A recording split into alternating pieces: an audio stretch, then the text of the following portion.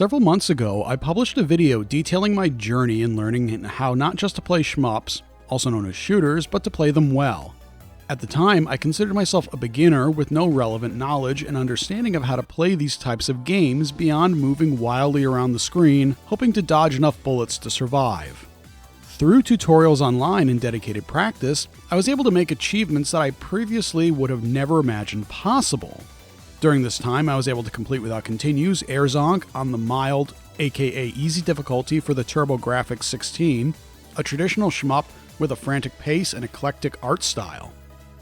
Next, through rigorous practice, I was able to complete Mushihime-sama Futari novice modes on Arcade Normal, Ultra, and Mania on a single credit. This is a Danmaku style, or bullet hell shooter, originally developed by Cave for arcades and ported by M2 to the Xbox 360. This by far felt like an amazing achievement for me. I still to this day will watch my recorded playthrough of my first 1cc clear on Novice Mania. Finally, I played through and mastered Touhou 10 on Easy, a game in a series of Danmaku games credited by the shmup community as a great place to learn shmup fundamentals. Now it's time to share how my journey has gone during the last several months of 2021. These months were filled with some small successes as well as a few rough spots along the way. I'll talk about the lessons I've learned during this time, as well as share my goals in terms of my shmup progression for 2022. Before I start, I do want to thank everyone who commented in the previous video in this series. There was several great pieces of feedback, some insightful conversations, as well as a few really good recommendations from the community. And if you haven't seen that video, here's a link in the top corner, as well as in the description.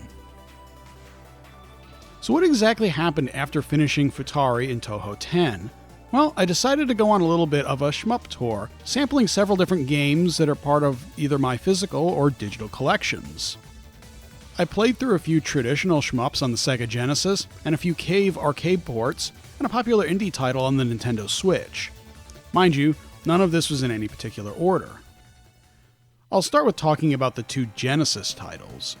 First is Steel Empire, developed by Hotbee and released in the US by Flying Edge. I read an old interview with the producer of the game where he explained that he wanted to make a game that was easily accessible to beginners and experts alike. This seemed like a great place to get some practice.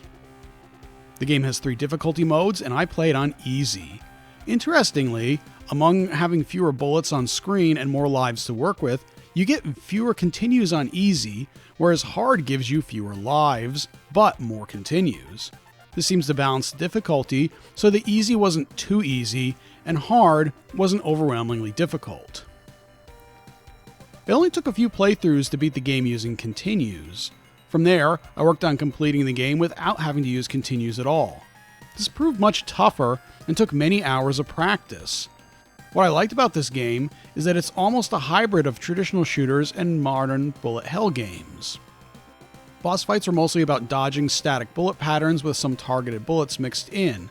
Learning the patterns and anticipating safe pockets to survive, similar to Danmaku games, was one of the biggest challenges, and it's something that's not usually present in traditional shooters. On the other hand, there's plenty of traditional shooter tropes, like the turbo tunnel, which reminded me of my typical ending game over spot in Gradius 3. For a while, this game was giving me a lot of trouble with the 1cc clear. I was playing the game over and over and didn't feel like I was making any improvements. In this case, it wasn't really the game's fault, it was mine. While I was playing Futari, it was pretty easy to learn the levels because of the training mode, where you could select a level or boss fight that you wanted to play. Most modern bullet hell games offer this option. So if I was having trouble with a level boss, I could just play that boss fight over and over again until I learned what I could be doing better to succeed. When I started on Steel Empire, I was using an original cartridge in my Genesis. Once my continues were up, I would have to start over from the beginning. This is how I've always played retro games, on original hardware with an original cartridge, like someone playing it when it was a new title. I've never been big on emulation for myself when I had the original hardware, only using emulators or flash drives like the EverDrive for games where it wasn't realistic for me to obtain it. For me, changing my perception and attitude towards emulation was a big challenge. Not only did I have to change my mindset, but adjust my gaming habits on top of that. Suffice to say, I did just that and started playing Steel Empire again with my EverDrive. This way, I could create save states on the upper levels and practice them several times until I became familiar enough with them to continue. What took around 6 hours with save states might have taken well over 20 hours on the original cartridge, and when I was finally ready, I was able to play through the entire game with no continues. Biohazard Battle, also on the Genesis, was another title where I progressed through the game using save states. I was able to clear the game with saves and loads, but decided not to go for a 1-credit clear, no save state run. I was enjoying the game, but I felt that the game mechanics surrounding positioning the options to directionally shoot and avoid bullets, along with weapon power-up system, was way too specifically tailored for this game. Taking many hours of practice wouldn't improve my skill beyond the skill needed to play only this game. I really wanted to focus on games that I could enjoy and build fundamental skills that would allow me to be successful at any shmup, not just a particular game. Also during this time, I was playing a few Cave arcade ports. The first is Espgaluda 2, which had recently been ported to the Nintendo Switch. It's a port of the Xbox 360 Black Label version. Even the credits say Xbox 360 in them. In the overall timeline of Cave games, this came before the two Mushihime-sama games, which would build on the game design of this one. I was also able to notice bullet patterns that seemed like they were heavily inspired by Touhou, a series still fresh in my mind at the time. It took under 2 hours to complete the beginner mode with a single credit. I thought to myself, I was either getting really good at these, or the beginner mode was just too easy for this game. The same thing happened with Esperade Sai, also on the Nintendo Switch, and ported by M2 Shot Triggers. There's a mode called Very Easy, and it was just that. I think I once CC'd it with every character almost on the very first try. With this one, it really did feel like a Very Easy mode was too easy, so I tried playing on the normal arcade mode. This is where I hit a pretty big wall. With very little practice, levels 1 and 2 weren't that bad, but level 3 was kicking the crap out of me. I had to think to myself, were these games just lulling me in with overly easy novice modes, or was it me? Had my hubris with clearing Futari really gone to my head? I needed to look at what I was doing and reassess my path. I went back to my notes that I took when I was initially learning. I even rewatched video tutorials and found even more helpful tutorials on getting good at the genre. Overall, I had started strong and started to develop good fundamentals. When I started jumping around to different titles, looking just to have some fun experiences, I lost a lot of focus at a time when I needed to work more to make all the fundamental elements become second nature to me. From there, I've developed a new strategy for learning the fundamentals. Mainly, boss fights in Cave and Touhou games. This is easy because all these games have practice modes where you can replay bosses over and over again. Though it's easier with Cave games since Touhou makes you complete the level at least once before being able to practice. At least that's how it was in Part 10. These bosses alternate patterns that include both fixed patterns of bullets as well as targeted bullets.